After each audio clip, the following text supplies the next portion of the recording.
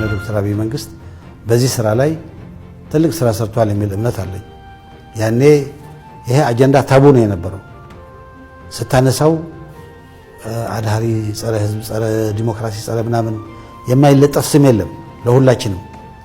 አሁን አጀንዳው ኢንተርናሽናል አጀንዳ ሆኗል። ኢንተርናሽናል አገር ውስጥ ብቻ አይደለም፣ ኢንተርናሽናል አጀንዳ ሆኗል። ወደዛ ደረጃ ማድረስ ቀላል አይደለም። በማደርገው ኢንተራክሽን እውነት ነው ኢትዮጵያ የባህር በር ያስፈልጋታል። ኢትዮጵያ ውስጥ የባህር በር ከሌላት አፍሪካ ቀንድ ውስጥ ሰላምና መረጋጋት አይኖርም የሚል ግንዛቤ ተይዟል።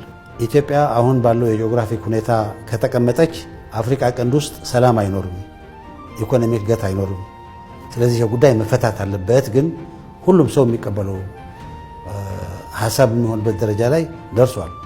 እዚህ መድረሱ እኔ ትልቅ አቺቭመንት ነው ብዬ ነው የማስበው።